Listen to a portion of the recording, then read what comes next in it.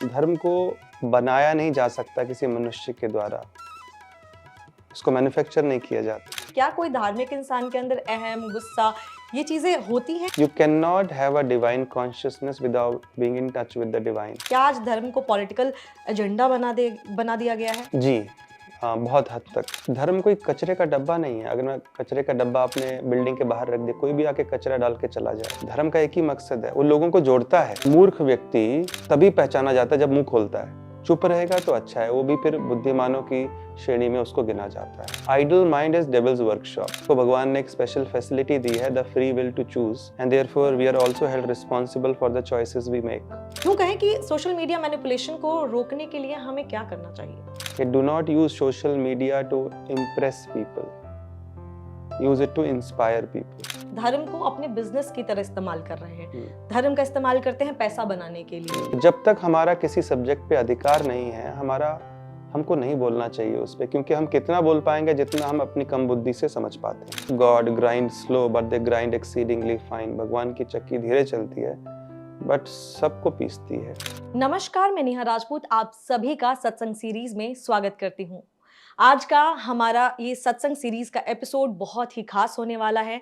हमेशा यही बात कहती हूँ, लेकिन आज आपको जब आप पूरे पॉडकास्ट को सुनेंगे तो आपको अनुभव हो जाएगा कि लाइफ को अभी तक आप जैसे देख रहे थे ना, भक्ति को जैसे देख रहे थे, अपनी लाइफ में जो भी आपकी प्रॉब्लम्स थे जिससे आप डील नहीं कर पा रहे थे, जिसका सॉल्यूशन आपको नहीं मिल पा रहा था, इस पॉडकास्ट के बाद आपको ज़रूर मिलेगा। क्योंकि आज जिनकी संगति हमें इस पॉडकास्ट में मिली है, इस एपिसोड में मिली है, उनका नाम है नित्यानंद चरणदास। ये श्री कृष्ण के जितने बड़े भक्त हैं उतने ही बड़े ज्ञानी हैं, ऑथर हैं। बहुत सारी खास बातें, किसी परिचय के मोहताज नहीं है। तो सबसे पहले जल्दी से हम प्रभु जी को आपके सामने लेकर आते हैं। प्रभु जी, बहुत बहुत स्वागत है आपका हमारे सत्संग सीरीज के एपिसोड को खास बनाने के लिए। आज आपने समय निकाला है।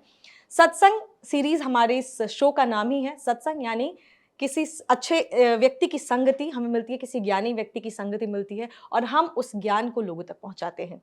तो आज हम भक्ति की बात करेंगे, बहुत सारी बातें करेंगे, लेकिन प्रभु जी मैं आपसे जानना चाहूंगी, पहला सवाल यही आपसे रहेगा कि मैं तो जानती हूँ, लेकिन बहुत सारे लोग जो इस हमारे कैमरे के पीछे होंगे वो जानना चाहेंगे, सारी चीजें देखने के बाद भक्ति में क्यों आए आप? क्या ऐसी चीज थी जो आपको भक्ति की तरफ आपका रुख आपने किया? ये आई थिंक श्री कृष्ण का नाम ही इसलिए पड़ा है, आकर्षति इति कृष्ण, जो सबको आकर्षित करते हैं।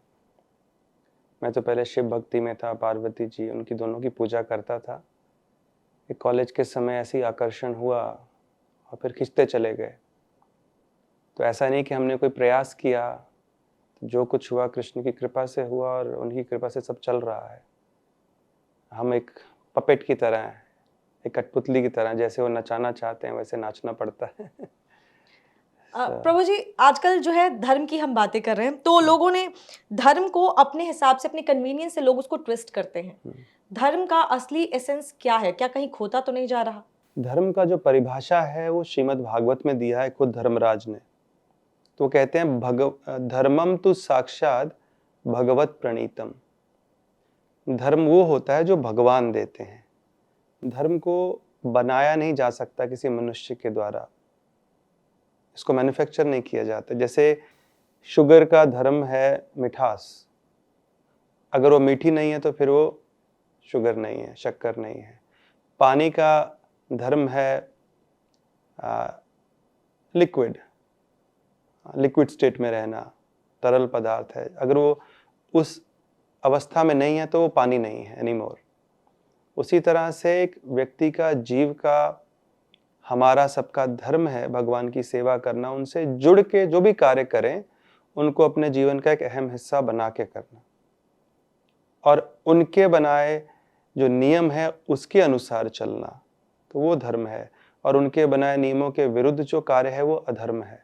वो बहुत ब्लैक एंड वाइट है कि धर्म क्या अधर्म क्या। अभी उसके अंदर कुछ ग्रे एरियाज हो सकते हैं जिसको समझने के लिए हमको गुरु की आवश्यकता पड़ती ही पड़ती है, लेकिन जो भगवान के बनाए नियम है धर्म है और जो उसके विरुद्ध है वो अधर्म है, चाहे सांसारिक दृष्टि से कितना भी वो अच्छे दिखें।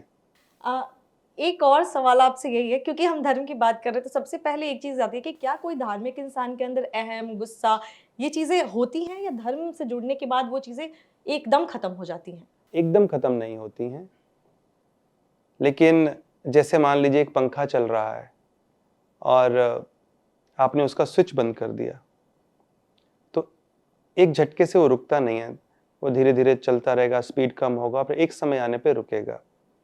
उसी तरह से जब कोई व्यक्ति भगवान से जुड़ता है शुद्ध भाव से, खाली बाहरी दिखावे के कारण नहीं, शुद्ध भाव से, और भगवान की जो भक्ति है, भगवान की सेवा को ही भक्ति कहते हैं, उनका नाम जप करेगा, उनका स्मरण करे, सेवा करे, तो धीरे धीरे धीरे जितने भी जो अहंकार है, अहम है, लोभ है, काम है, क्रोध है, वो धीरे धीरे कम होने लगता है। एक झटके से नहीं, बट समय लगता है। एक और सवाल है कि हम जैसे बात कर रहे हैं कि अहम, गुस्सा, आजकल लोगों में ना हम देखते हैं कि बहुत सारी ऐसी खबरें आ जाती हैं, न्यूज़ में अक्सर आती हैं कि गुस्से में इंसान को कंट्रोल नहीं आया, किसी ने अपनी पत्नी को मार दिया, किसी ने अपनी गर्लफ्रेंड को मार दिया, किसी ने अपने बच्चे को मार दिया। आजकल ये खबरें ज़्यादा आ रही हैं। तो क्या ऐसा है कि लोग धर्म से जुड़ नहीं रहे हैं, इस वजह से ये चीज़ें आ रही हैं, या फिर क्या ऐसा कारण है कि लोगों में ये भाव ज़्यादा पैदा हो रहे हैं? भगवत गीता 2 प्रकार के स्वभाव का वर्णन करता है, दैवीय और आसुरिक, डिवाइन एंड डिमोनिक। तो हम सब जब जन्म लेते हैं, हम सब में ये थोड़ा थोड़ा होता है, दैवीय और आसुरिक भी। लेकिन किस स्वभाव को हमने ज़्यादा पोषण किया समय के साथ, इस संसार में जो समय बिताते हैं, वो ज़्यादा प्रभावित करता है फिर हमको। तो अगर दैवीय स्वभाव है, उसका पोषण करने के लिए अगर हमने कार्य नहीं किए, जो कि भगवान से जुड़ के, सत्संग से, साधु संतों का संग करके, शास्त्र के शब्दों को सुन के, अपने जीवन में उतार के उन नियमों को, उससे उसका पोषण होता है। तो अगर हमने वो नहीं किया है, तो स्वाभाविक रूप से जो आसुरिक प्रवृत्ति है वो बढ़ती जाएगी, जो कि आज आप समाज में देख रहे हैं। You can not have a divine consciousness without being in touch with the divine. जब तक आप भगवान से जुड़ेंगे नहीं, सेवा नहीं करेंगे, उस धर्म के रास्ते पे नहीं चलेंगे, साधु संतों के मार्गदर्शन के अनुसार, तब तक वो आसुरिक भाव हमारा और प्रबल होता जाएगा, कम नहीं होगा। और जैसा कि समाज में देख रहे हैं, लोग उससे जितना दूर हुए उतना अधार्मिक कार्यों में लगने लगते हैं। तो धर्म को जैसे ही बढ़ाएंगे, भगवत प्रणीतम, भगवान के बनाए नियमों के अनुसार जब जीवन को जीने लगेंगे, अपने आप अधर्म कम हो जाएगा, समाज से भी, व्यक्ति के व्यक्तिगत जीवन से भी। तो जैसे शिला प्रभुपाद जो इस्कॉन की स्थापना जिन्होंने की, उनके गुरुदेव कहते थे कि एक ही कमी है इस पूरी दुनिया में, lack of Krishna consciousness, God consciousness, कि व्यक्ति की चेतना पूरी धूमिल हो चुकी है। व्यक्ति जो भी कुछ बोलता है, जो भी कुछ करता है, वो पहले विचार कहाँ उत्पन्न होते हैं? मन में। तो मन दूषित हो चुका है। तो इसीलिए जब व्यक्ति के मन में कृष्ण बैठने लगेंगे, भगवान का स्मरण होने लगेगा, तो सारे के सारे दिव्य गुण अपने आप आने लगते हैं। भागवत कहता है कि यस्यस्ति भक्तिर् भगवती अकिंचन सर्वैर गुणैस्तत्र समासते सुरः, कि जो व्यक्ति भगवान की भक्ति करता है, उसमें प्रेम जागता है भगवान के प्रति, अपने आप उसमें सारे दिव्य गुण प्रकट होने लगते हैं, अपने आप, बिना किसी प्रयास के।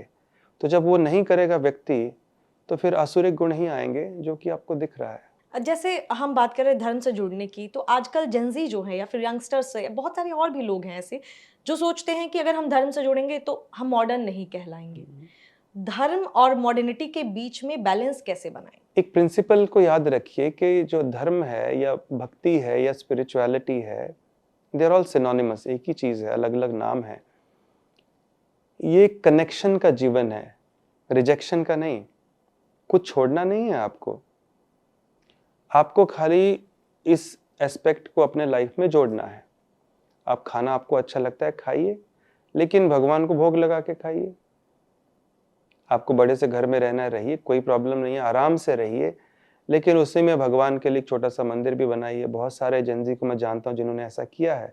मैंने खुद लाके उनको कृष्ण का विग्रह दिया है, और वो प्रेम से सेवा भी करते हैं और अपना बाकी जीवन भी जी रहे हैं, पढ़ाई भी कर रहे हैं और अपने करियर में भी अच्छा कर रहे हैं। तो जब ये याद रखें कि भगवान को अपने जीवन में जोड़ने से कुछ भी हमारे जीवन से कम नहीं होगा। कम होगा तो सिर्फ anxiety, depression, unnecessary fear, worry, और बल्कि और ऑस्पिशियसनेस आपके जीवन में जुड़ना शुरू हो जाएगा। कि भगवान जब किसी व्यक्ति के जीवन में आते हैं तो उसके जीवन को ऑस्पिशियस बना देते हैं, मंगलमय बना देते हैं। तो कुछ आपके जीवन से अगर कम होगा इस पाथ पे चलने से, तो आपका वो वरी, एंग्जाइटी, चिंता, वो दूर होगा। लेकिन ये दूर होते ही आपके जीवन में एक सुख का एक ऐसा अनुभव होगा कि आपके आसपास कितना भी दुनिया में उथल-पुथल मचा हो, आपके ऊपर उसका कोई प्रभाव नहीं पड़ेगा। तो अगर कोई अच्छी चीज़ है, तो उसको जीवन में जोड़ने से मुझे नहीं लगता कि कोई हिचकिचाहट होनी चाहिए, कोई हेजिटेशन होना चाहिए। मंगल भवन अमंगल हारी, कि भगवान जब किसी व्यक्ति के जीवन में आते हैं तो उसके जीवन को मंगलमय बना देते हैं, ऑस्पिशियस बना देते हैं, और अमंगल हारी, और जो भी ऐसी स्थिति है जो हम नहीं चाहते हैं उसको हमारे जीवन से निकाल देते हैं। तो जब अगर अच्छाई होने वाली है तो जुड़ने से उसमें किसी को इतना हेजिटेशन क्यों? जैसे हम धर्म की ही बात करें तो धर्म की बात जब भी आती है तो एक और चीज़ आ जाती है कि बहुत सारे लोग जो पढ़ते हैं खबर धर्म से जुड़ी हुई या सोचते भी तो कहते हैं ये पॉलिटिक्स से ज़्यादा जुड़ गया है। आपकी क्या सोच है कि क्या आज धर्म को पॉलिटिकल एजेंडा बना दिया गया है? जी, हाँ, बहुत हद तक। बहुत बार, क्योंकि धर्म जो है एक सबसे अ, अहम हिस्सा है भारत में, अगर आप देखें। तो जब लोगों को पता है कि इसके द्वारा, किसी चीज़ के द्वारा, जैसे मान लीजिए कई बार हम मूवीज़ में भी देखते हैं आए हैं, अभी तो मैं नहीं देखता, जब 90s में देखते थे कि अगर किसी व्यक्ति को तंग करना है तो उसका सबसे ज़्यादा कमज़ोर हिस्सा कौन-सा है, जो वल्नरेबल जिसको बोलते हैं, जिसको पकड़ के उसको चोट पहुँचाया जा सकता है, तो बच्चों को पकड़ो, बच्चों को किडनैप कर लिया है, कुछ कर लिया। तो उसी तरह ये एक बहुत ही वल्नरेबल हिस्सा है हर व्यक्ति के जीवन का। तो कुछ गलत लोगों ने उसका गलत प्रयोग कर लिया कि इसके बल पर आप किसी को भी मैनिपुलेट कर सकते हैं। तो वो हुआ है बहुत हद तक। लेकिन जो असली धर्म है, और उसके कारण फिर लोगों को बाँट भी दिया जाता है, लेकिन जो असली धर्म जानता है, धर्म का एक ही मकसद है, वो लोगों को जोड़ता है, कभी भी तोड़ता नहीं है। लेकिन जब उसको कोई अल्टीरियर मोटिव, गलत कार्य के लिए जब व्यक्ति प्रयोग करता है गलत भाव से, तो फिर वो डिवाइड कर देता है। तो यहाँ बहुत हद तक उसका प्रयोग हुआ है और आज भी हो रहा है। लेकिन अगर सही ढंग से उसका प्रयोग हो तो एक अच्छी यूनिटी लाई जा सकती है सब लोगों में। प्रभु जी, ये जो खबरें होती हैं, न्यूज़ बनते हैं या बहुत सारी चीज़ें, तो पहले तो न्यूज़ चैनल से ही जाती थी। अब सोशल मीडिया इन्फ्लुएंसर्स हो गए हैं, जो बहुत सारे धर्म पे वीडियोज़ बनाते हैं, रील्स बनाते हैं और अपनी-अपनी राय रखते हैं, अपनी-अपनी सोच रखते हैं। तो क्या ये सही है कि वो अपनी सोच को, अपने वर्ज़न को, धर्म के अपने वर्ज़न को वो लोगों तक फैला रहे हैं, लोगों तक पहुँचा रहे हैं? क्या ये सही है? कई बार ऐसा आप देखेंगे 10 लोग बैठे हैं, एक ज्योग्राफी का स्टूडेंट है, एक बायोलॉजी का स्टूडेंट है, एक केमिस्ट्री का स्टूडेंट है, एक मैथमेटिक्स में एक्सपर्ट है। आप किसी ज्योग्राफी वाले से कोई बायोलॉजी का प्रश्न पूछिए तो कहेगा अरे ये मेरा फील्ड नहीं है, उससे पूछ। अब बायोलॉजी वाले से मैथमेटिक्स, नहीं ये मैं इसमें एक्सपर्ट नहीं हूँ, मेरा फील्ड नहीं है, बायोलॉजी है, तो उससे पूछ मैथमेटिक्स वाले से। लेकिन स्पिरिचुअलिटी की बात आए 10 के 10 कुछ ना कुछ बोल देंगे। तो जब तक हमारा किसी सब्जेक्ट पे अधिकार नहीं है, हमको नहीं बोलना चाहिए उस पे, क्योंकि हम कितना बोल पाएंगे जितना हम अपनी कम बुद्धि से समझ पाते हैं। जो शास्त्र हैं, शास्त्रीय ज्ञान है, वो एक योग्य गुरु से ही समझ के आगे बांटा जा सकता है, और उसको एक योग्य गुरु, मैं बार-बार शब्द यूज कर रहा हूँ, बोनाफाइड गुरु का ही अधिकार है, जो खुद भगवान का भक्त है, जो शास्त्र के असली वचनों को जानता है और अपने जीवन में उनको उतारा भी है उन नियमों को। वो जब कहेगा, क्योंकि भगवान ने बार-बार कहा है, एक शास्त्र में श्लोक आता है, यस्य देवे परा भक्तिर् यथा देवे तथा गुरौ तस्यैते कथितः हि अर्थः प्रकाशन्ते महात्मनः। तो इस श्लोक से आपका पूरा उत्तर मिल जाएगा कि शास्त्रों का जो असली अर्थ है उन्हीं व्यक्तियों को प्रकाशित होता है जिनका भगवान और गुरु पे अपार श्रद्धा है। दैट मीन्स ये रेवलेशन है। सिर्फ हमको जितना समझ और बोल, इससे समाज में हम बहुत केओस, बहुत उपद्रव बढ़ा रहे हैं। तो जिसका अधिकार है उसी सब्जेक्ट पे उसको बोलना चाहिए, और नहीं तो गलत दिशा में समाज को ले जाया जाता है। और अगर हमारा भगवान और गुरु का शरण नहीं लिया हुआ है, भक्ति नहीं कर रहे हैं, तो हमको शास्त्रों का अर्थ असल में समझ नहीं आएगा, और 7 बिलियन लोग अपना अपना मन बोल देंगे और इससे सब कंफ्यूज हो जाएंगे, इनोसेंट लोग भी। जैसे जब भी हम ये बात करते हैं तो बहुत सारे लोग सुनते हैं इस चीज़ को, कहते हैं या उनको रोकने की भी जब कोशिश होती है तो कहते हैं फ्री स्पीच का जो है राइट है हमें। तो क्या आपके नज़रिए में इस फ्री स्पीच के राइट को लिमिट किया जाना चाहिए या उनको खुद को ही अपने वर्ड्स को कंट्रोल करके बोलना चाहिए? देखिए, धर्म कोई कचरे का डब्बा नहीं है। अगर मैं कचरे का डब्बा अपने बिल्डिंग के बाहर रख दे, कोई भी आके कचरा डाल के चला जाए। धर्म, भगवान, भक्ति, ये जो सब्जेक्ट है स्पिरिचुअलिटी, उसके सब्जेक्ट बुक्स हैं, और वो सब्जेक्ट बुक शास्त्र हैं, और शास्त्र समझने के लिए एक योग्य गुरु की आवश्यकता होती है। तो बोलने से पहले व्यक्ति को खुद सोचना चाहिए कि मैंने ठीक से ज्ञान प्राप्त किया है कि नहीं। अगर मैं खुद से बोलने लग जाऊं, फ्री स्पीच का मतलब बोलना है तो बोलिए, लेकिन उसी चीज पे जिस पे हमारा अधिकार है, जिसको हमने ठीक से पढ़ाई किया है, सिस्टम फॉलो किया है। जैसे मान लीजिए कोई व्यक्ति कभी स्कूल नहीं गया, कॉलेज नहीं गया, यूनिवर्सिटी नहीं गया और एक योग्य टीचर से पढ़ाई नहीं किया, उस व्यक्ति को कोई भी इंस्टीट्यूशन कितना इंपॉर्टेंस देगा, आप बताइए। कहाँ से पढ़ाई किया? नहीं, मैं खुद ही। तो बाहर खड़े रहिए फिर। तो उसी तरह जहाँ अधिकार होता है वहाँ बोलना ठीक है, उसको बुद्धिमानी कहते हैं। वो कहते हैं ना कि मूर्ख व्यक्ति तभी पहचाना जाता है जब मुंह खोलता है। चुप रहेगा तो अच्छा है, वो भी फिर बुद्धिमानों की श्रेणी में उसको गिना जाता है। जैसे ही मुंह खोला पता चल जाता है।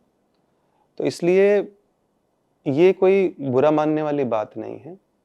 फ्री स्पीच अच्छा है, ठीक है, जिसको जो बोलना है, लेकिन फ्री स्पीच में हम कितना बोलेंगे?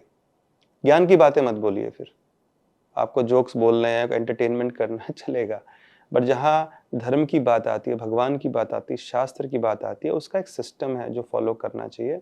आप योग्य गुरु की शरण लीजिए। सालों लोग पढ़ते हैं, तब जाके उस एक शास्त्र पे बोलने का अधिकार होता है, वो बोल पाते हैं। जितने भी आपको लोग दिखते हैं जो जेन्युइन हैं, साधु संत हैं, बोल पा रहे हैं, उनका सालों का अध्ययन है। वो नहीं कि ऐसा जो मन में आया सुबह उठे और ट्वीट कर दिया, बोल दिया कुछ भी, वो गलत बात हो जाती है। अधिकार पहले प्राप्त कीजिए और फिर आप बोलिए। ट्वीट कर दिया, आपने बोला बोल दिया, इसी से एक और सवाल है मेरा कि आजकल लोग हर चीज पे ही रिएक्शन देते हैं। जो भी चीज आती है, जो भी न्यूज आ जाए, किसी भी तरीके की, तो हर चीज पे उनका रिएक्शन निकल कर आता है। क्या लोग बहुत ओवर सेंसिटिव हो रहे हैं या फिर सिर्फ अपना गुस्सा शेयर करते हैं? ये पूरी तरह डिस्ट्रैक्टेड हैं और जीवन में कोई हायर पर्पस नहीं है, गोल नहीं है, इसलिए हर छोटी छोटी चीज डिस्ट्रैक्ट कर दे रही है। लेकिन जिसको एक हायर पर्पस होगा, उसके पास समय कहाँ है इन चीजों के लिए? तो जब हर चीज पे रिएक्शन देने लगे हैं, दिन भर बैठे हैं सोशल मीडिया पे, दैट शोज दैट जीवन में कुछ एक they have nothing to live for, एक हायर पर्पस नहीं है। जब मान लीजिए आप बहुत दिन भर फोन पे बैठे रहते हैं, हर चीज में रिएक्शन दे रहे हैं, वो क्या कर रहा है, ये क्या कर रही है, बातें चले, कल को आपके घर में 200 मेहमान आने वाले हैं, आपको लगता है आपके पास समय रहेगा इन सब चीजों के लिए? तो mind, idle mind is devil's workshop. तो क्योंकि मन को खाली रखा हुआ है, मन को भौतिक विषयों में लगा के रखा है, इसलिए हर छोटी छोटी चीज पे इमीडिएटली ये करना है, वो करना, इधर रिएक्शन, ये बोल दिया, ये कर दिया, सोच नहीं रहे हैं करने से पहले।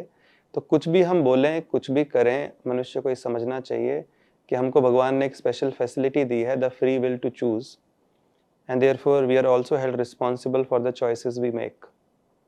तो इसलिए हर शब्द बोलने से पहले, लिखने से पहले और हर कार्य करने से पहले याद रखिए उस कर्म का फल भुगतना पड़ेगा। तो कुछ भी गलत मत बोलिए, गलत मत लिखिए, गलत मत करिए। अभी भले इमीडिएटली रिएक्शन नहीं आता उसका, लेकिन आगे चल के आएगा। इसलिए कहते हैं the mills of God grind slow but they grind exceedingly fine. भगवान की चक्की धीरे चलती है बट सबको पीसती है, तो कर्म का फल आएगा। इसलिए व्यक्ति को नहीं चाहिए कि अपना मन, अपनी ऊर्जा, अपने वचन, अपने शब्द ऐसी उसको व्यर्थ में गवाते रहे। एनर्जी बहुत इंपॉर्टेंट है। तो जितना हम बोलते हैं, जितना हम इस सांसारिक विषयों में अपने मन को लगाते हैं, उतना ही हमारा जो सांसारिक दुख है, हमारा डिस्ट्रैक्शंस है, हमारा मन की अशांति, वो बढ़ती जाएगी। तो हमको चाहिए क्या जीवन में? और लाइफ को इतना गोल ओरिएंटेड बना लीजिए, चाहे भौतिक स्तर पे, आध्यात्मिक स्तर पे मुख्य रूप से। अगर आपके पास इतना समय है तो क्यों नहीं भगवान का नाम जप कर रहे? सबसे आसान विधि दे दिया है भगवान ने, नाम जप करिए, आपकी चेतना को इतना ऊपर उठा देगा कि आपको ये कोई भी चीज़ डिस्ट्रैक्ट नहीं कर पाएगी, कोई भी संसार की स्थिति आपको कष्ट नहीं दे पाएगी। आपको इतना ही समय है तो आप भागवत पढ़िए, गीता पढ़िए और दूसरों के साथ उस ज्ञान को बांटिए। एक योग्य भक्त से, गुरु से समझिए उस ज्ञान को और शेयर कीजिए। तो इससे आप एक वैल्यू एडिशन कर रहे हैं लाइफ में। एक कमेंट देके किसी के जीवन में वैल्यू नहीं बढ़ रहा है। आप कोई कल्याण का कार्य ना अपने लिए कर रहे हैं, ना किसी और के लिए। तो हमेशा ऐसा जीना चाहिए कि किसी हर शब्द जो हम बोलें, हर कार्य जो करें, इससे हमारा भी कल्याण हो और दूसरों का भी कल्याण हो। दूसरों को एजिटेट करना ये बात ठीक नहीं है किसी भी कार्य से, या एजिटेट हो जाना, तो इससे बचना चाहिए। समय एनर्जी है, भगवान का नाम जप कीजिए, जितना हो सके भक्ति कीजिए, भगवान का स्मरण कीजिए, शास्त्र पढ़िए, सत्संग कीजिए। इससे आपके जीवन में भी शांति और सबके जीवन में शांति हो जाएगी। प्रभु जी, जब अभी हम जैसे बात करें कि लोग बोल देते हैं जब कुछ रिएक्शन आता है, कभी-कभी जैसे आजकल जो बहुत सारी न्यूज़ आती है, कभी मर्डर, कभी टेररिज्म का, वायलेंस का, इतनी सारी खबरें देखने के बाद कभी-कभी हमारे इमोशंस को ये न्यूज़ जो है हिला देती है। हमारे लव्ड वंस जो हैं वो भी बहुत परेशान हो जाते हैं। यूँ कहें कि सोशल मीडिया मैनिपुलेशन को रोकने के लिए हमें क्या करना चाहिए? जो हमारे कंट्रोल में है, सोशल मीडिया पे थोड़ा कम ध्यान दीजिए। अगर आपका कोई काम नहीं है उस पे, मैं तो बोलूँगा आप मत रहिए उस पे। एक बहुत अच्छा टूल है, लेकिन बहुत बड़ा डेंजरस टूल भी है ये। तो मेरा ऐसा मानना है कि अगर आपका उस पे कोई काम नहीं, कोई बिजनेस है जहाँ पे आपका कंट्रोल है कि इतना समय आप बिताते हैं उस पे, तो रहने की ज़रूरत नहीं है उस पे। मैंने एक बहुत अच्छी लाइन पढ़ी थी कोविड के समय कि do not use social media to impress people, use it to inspire people. तो अगर इंस्पायर करने के लिए कुछ है तब ठीक है, उसके ज़्यादा यूज़ नहीं होना चाहिए, नहीं करना चाहिए। बिकॉज अभी तो रिसर्च भी निकल के आ रहा है कि सबसे ज़्यादा डिप्रेशन, एंग्जाइटी, कंपैरिजन, फोमो यही तो क्रिएट कर रहा है दूसरों के जीवन में क्या चल रहा है। और हम लोग दूसरों के जीवन को लेके इतना अट्रैक्टेड हैं, इतना डिस्ट्रैक्टेड हैं कि अपने जीवन पे फोकस ही नहीं कर पा रहे हैं। और मन ऐसा है, मन एक स्पंज की तरह है। हर चीज़ जो आप देख रहे हैं वो मन आपका एब्जॉर्ब करता है उस चीज़ को, उस भाव को, उस पिक्चर को। और फिर जब बाकी लोगों से आप डील करते हैं तो वो सब बाहर निकल के आता है, वही एंग्जाइटी, वही फियर, वही इनटॉलरेंस, वही इनसिक्योरिटी। तो मन को जितना कम एक्सपोज करेंगे इन चीज़ों के प्रति, उतना शांत रहेंगे। मैं 80s के मुकाबले आप बताइए 2026 में लोग ज़्यादा खुश हैं, दुखी हैं? आज ज़्यादा दुखी हैं। टेक्नोलॉजी बहुत एडवांस कर दिया, कम्युनिकेशन का टेक्नोलॉजी इतना एडवांस्ड है। आज ज़्यादा लोग डिस्कनेक्टेड है कि उस समय ज़्यादा कनेक्टेड थे? हाँ, आज ज़्यादा डिस्कनेक्टेड है। सोचिए, सब कुछ है, ज़्यादा डिस्कनेक्टेड हैं। उस समय साधन कम थे लेकिन ज़्यादा कनेक्टेड थे एक दूसरे से। तो इसी से समझ जाना चाहिए हमको दूर ले जा रहा है, अपने से भी, सोसाइटी से भी, अपने जो वैल्यू है, अपना संस्कार है, संस्कृति है। तो जितना कम एक्सपोज करें अपने आप को इन चीज़ों के प्रति, उतना अच्छा रहेगा, उतना हमारा जीवन थोड़ा सुख शांति से बीतेगा, उतना को एक बड़े की लक्ष्य के ऊपर ध्यान केंद्रित कर पाएंगे। नहीं तो हमारा फोकस भी खत्म कर दे रहा है, एफिशिएंसी, प्रोडक्टिविटी ज़ीरो कर देगा और कर रहा है। जैसे हम बात कर रहे हैं मर्डर की, या हम रीजंस की बात करें कि क्यों क्या-क्या चीज़ें हो रही हैं सोसाइटी में, तो ये वायलेंस जो है या मर्डर जो है, ये चीज़ें जो हो रही हैं सोसाइटी में, क्या हम ऐसा कह सकते हैं वो बढ़ती जा रही हैं, बढ़ती जा रही हैं? हर दूसरे दिन आप जब भी स्क्रॉल करोगे, कोई ना कोई खबर आपको ऐसे मिल ही जाएगी जो बहुत ही बुरी तरीके से, कि कहीं मर्डर कर दिया गया है, कहीं रेप हो गया है, कहीं बच्चों को मार दे रहे हैं। तो कह सकते हैं ऐसा कि क्या इंसानियत खत्म हो गई है समाज में, या एक तरीके का ये साइकोलॉजिकल इश्यू चल रहा है? नहीं, इट्स ट्रू। मन व्यक्ति का कंट्रोल में नहीं है और उसका मुख्य कारण है जितना एक्सपोजर, जितना समय हम बिता रहे हैं, ये सब सोशल मीडिया है, या आप मूवीज़ ले लीजिए, सब जगह क्या चल रहा है? वायलेंस, वल्गर एक शब्द कहें तो, एंड सॉन्ग्स वैसे बन रहे हैं, ऐसा मैंने सुना है। I don't hear these things, और you read on Google, songs ऐसे बन रहे हैं, मूवीज़ ऐसी बनती हैं, लोग साहित्य ऐसा पढ़ते हैं। और अभी 24 घंटे आपके पास फ़ोन है तो आप वही चीज़ के प्रति आपका एक्सपोजर है। वीडियो गेम्स तक वायलेंट बन रहे हैं। और मैंने जैसे कहा कि मन हर भाव जो आप देख रहे हैं, पढ़ रहे हैं, सुन रहे हैं, उसको एब्जॉर्ब करता है, उस इमोशन को, और फिर वो आपके जीवन का हिस्सा बन जाता है, आपके व्यक्तित्व का, आपकी पर्सनैलिटी का हिस्सा बन जाता है, और फिर वो बाहर निकल के आता है जब आप दूसरे लोगों से डील करते हैं। इनटॉलरेंस, जब आप कुछ रील्स देख रहे हैं, क्या कर रहे हैं हर 6 सेकेंड 10 सेकेंड में, लेकिन आप समझ नहीं रहे कि सबकॉन्शियसली आपका माइंड ट्रेन हो रहा है किसी भी एक चीज़ पे फोकस नहीं करने के लिए बियॉन्ड फ्यू सेकेंड्स। और फिर जब आप लोगों से डील करेंगे, 10 सेकेंड के ऊपर कुछ भी आपको नहीं मिला, आप फ्रस्ट्रेट हो रहे हैं, आप पढ़ाई करने बैठेंगे 10 सेकंड में मन इधर उधर भाग रहा है। तो ये जो एक्सपोजर बढ़ गया है इतना, और हर जगह वायलेंस, हर जगह एक वल्गर एटीट्यूड, सॉन्ग्स या जो भी आप कहें मूवीज़ बनती हैं, वायलेंस कंटिन्यूसली देख रहे हैं। लोगों का खाना कैसा हो गया, because you are what you eat. तो क्योंकि तमोगुण में भोजन चल रहा है तो मन व्यक्ति के विचार भी वैसे हो जाते हैं, फिर उसके कर्म भी वैसे होने लगते हैं। और उसका सॉल्यूशन एक ही है, जितना ज़्यादा हो सके लोगों को सत्संग का लाभ दें, हम लोगों को सत्संग से जोड़ें, भगवान की तरफ उनको मोड़ें। तो जैसे जैसे वो जुड़ेंगे, भगवान का नाम जप शुरू करेंगे, सत्संग करेंगे, तो धीरे धीरे वो चेतना बदलने लगेगी। जैसी चेतना बदली, विचार बदले, तो कर्म भी बदलने लगेंगे।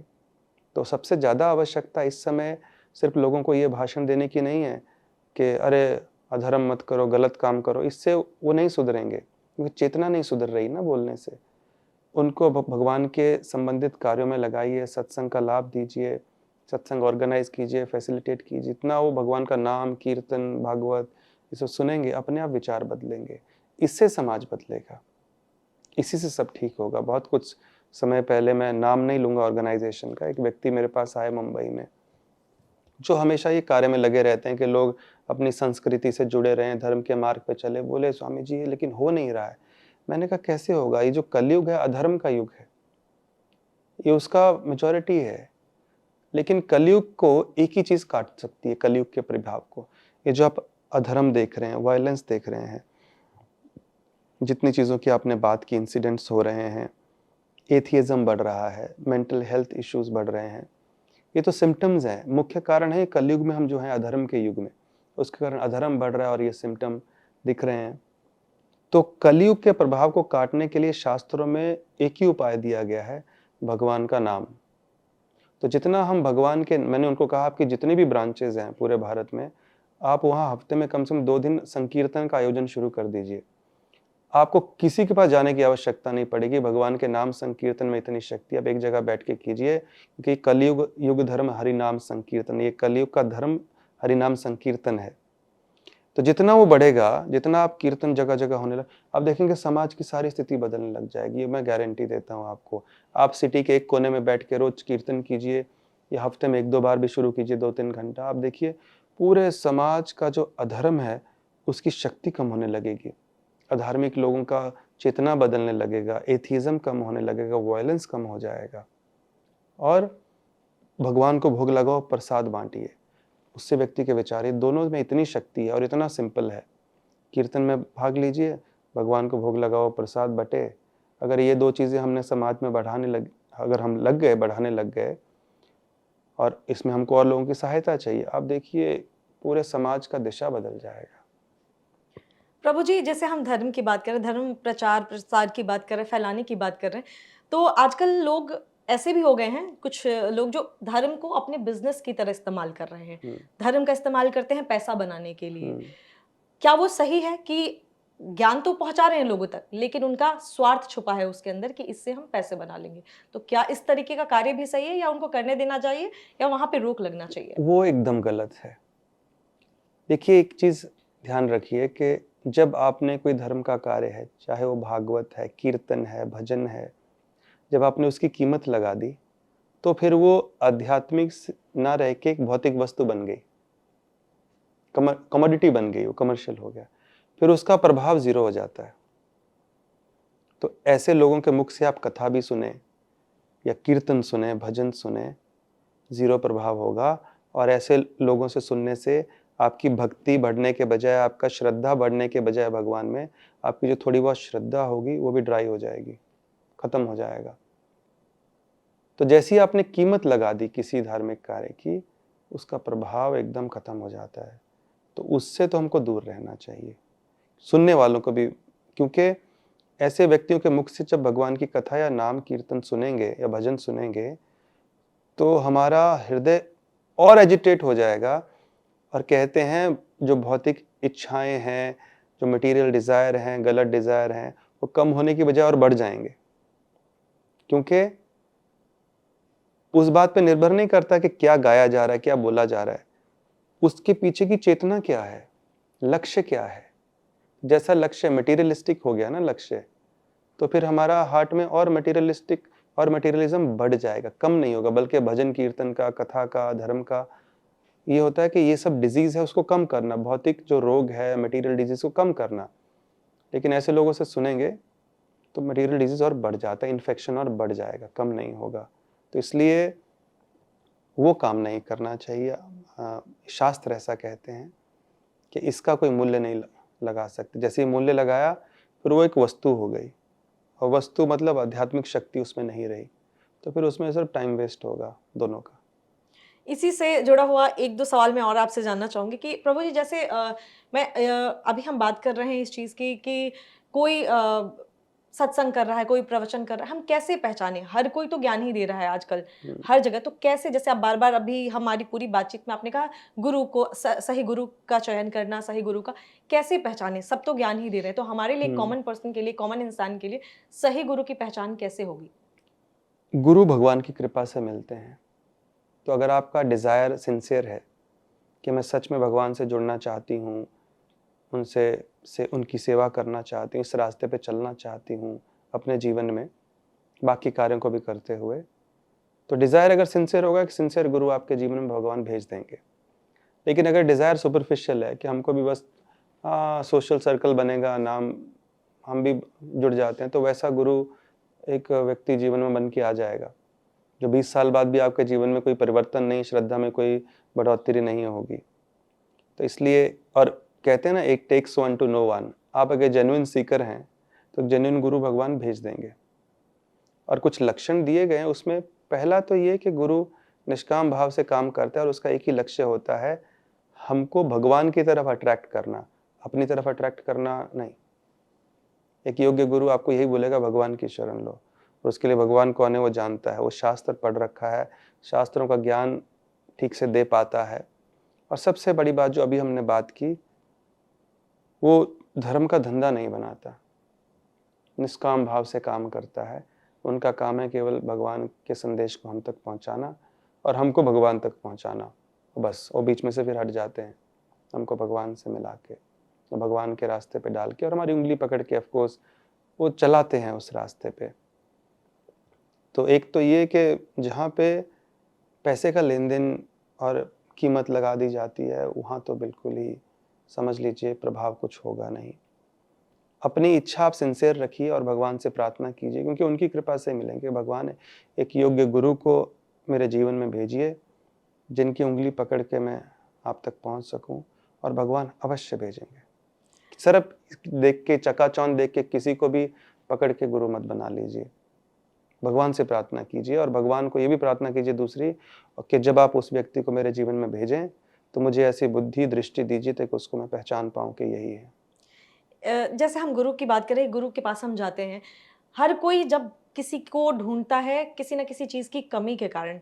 आप से मैं ये जानना चाहूँगी कि जीवन में आजकल हर किसी के पास कुछ न कुछ कमी उसको लगती है। पैसा है तो सोचता है घर नहीं है, घर है तो सोचता है गाड़ी नहीं है, पैसा, घर, गाड़ी तीनों हैं तो सोचता है सही पार्टनर नहीं है। ये चारों चीज़ें हैं तो कोई न कोई हम इंसान अपनी लाइफ में एक कमी ढूँढ ही लेते हैं, और फिर उसके बाद हम रोते रहते हैं कि हमारे पास ये चीज़ नहीं है।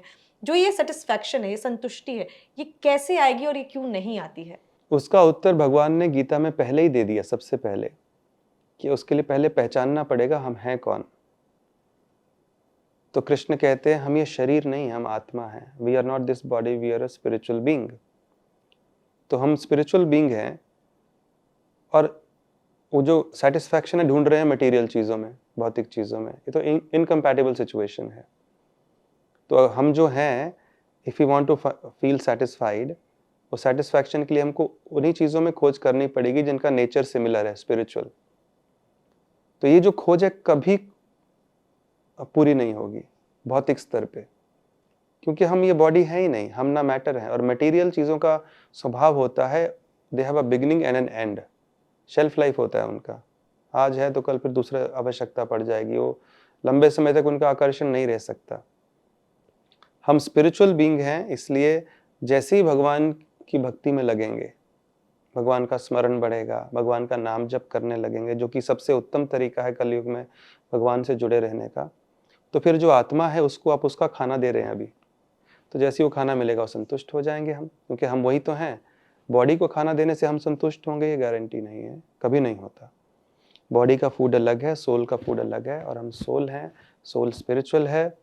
और जब उसको, और भगवान का अंश है, जैसे ही भगवान से उसको कनेक्शन होगा, संबंध जुड़ेगा, वो सुख शांति का अनुभव अपने आप होने लगेगा।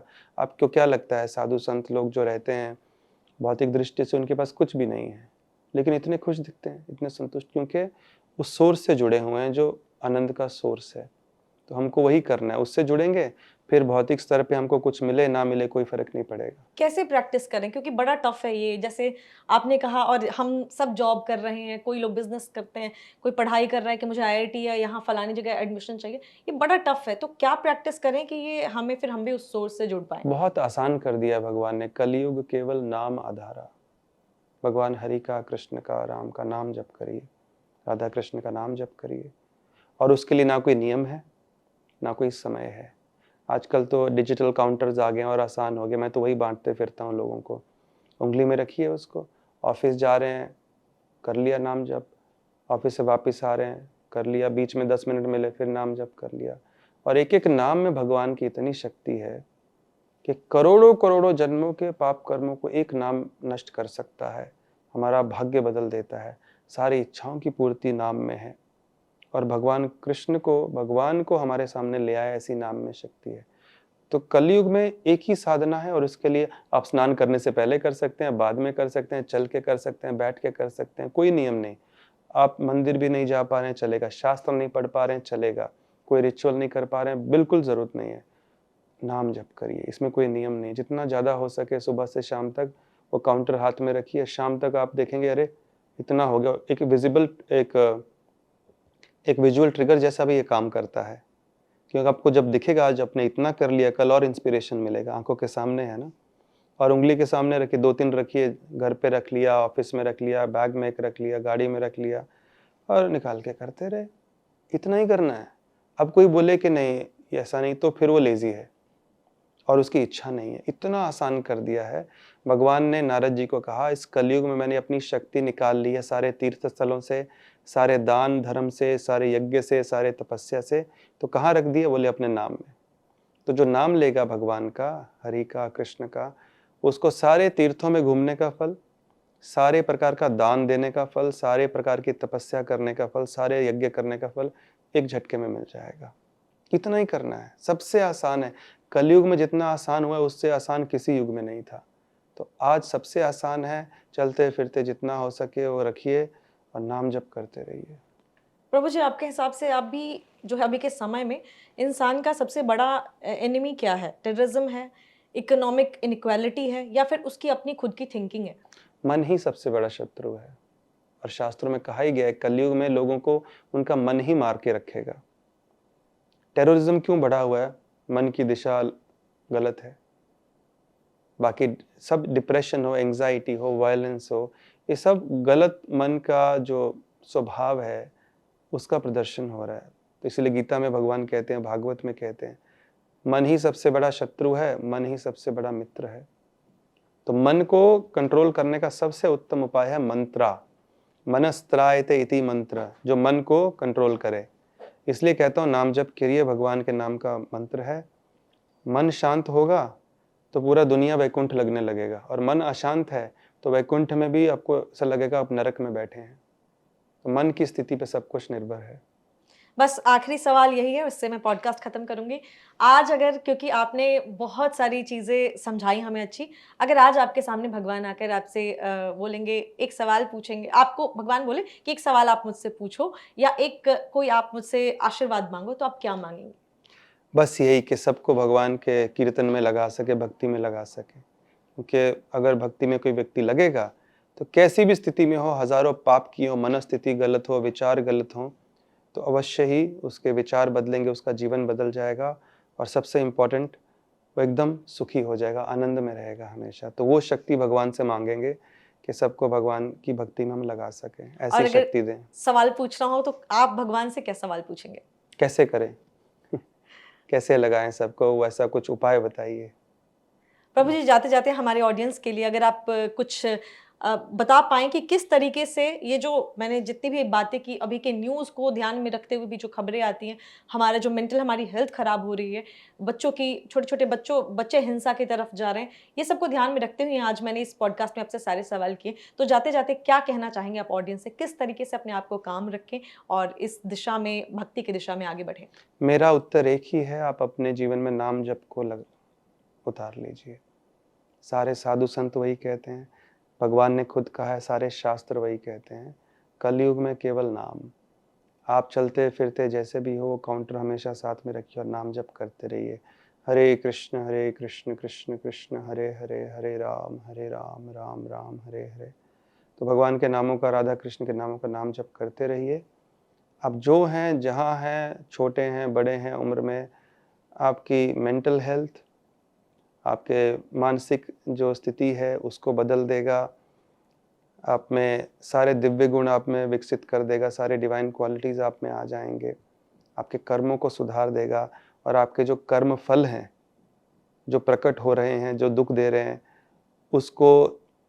उससे डील करने की शक्ति आप में आ जाएगी। और जो कर्म फल प्रकट नहीं हुए हैं, उनको भगवान का नाम नष्ट कर देता है। तो जीवन में भविष्य में कोई संकट आने वाले होंगे, दुख आने वाले होंगे, वो कभी नहीं आएंगे। और अल्टीमेटली भगवान से आपको मिला देगा, भगवान की कृपा आपको प्राप्त करवा देगा और आपको हमेशा खुश रखेगा। This is the only secret of happiness. तो आज हमारे साथ थे प्रभु जी नित्यानंद चरण दास जी। आपको बताया कि हैप्पीनेस के लिए कितना सिंपल है, बस एक नाम लेना है आपको और बहुत ही ईजी है, कोई बहुत ज़्यादा तामझाम रूल रेगुलेशन नहीं है। इस्तेमाल कीजिए और आज के इस पॉडकास्ट को जितना हो सके, जितनी बार हो सके सुनिए, क्योंकि इस पॉडकास्ट को सुनने के बाद बहुत सारी परेशानियां आपकी दूर हो जाएंगी। बहुत बहुत शुक्रिया आपका आने के लिए। Thank you. तो हरे कृष्ण। मिलते हैं आपसे किसी अगली वीडियो में किसी खास गेस्ट के साथ। तब तक खुश रहें, ख्याल रखें। नमस्कार।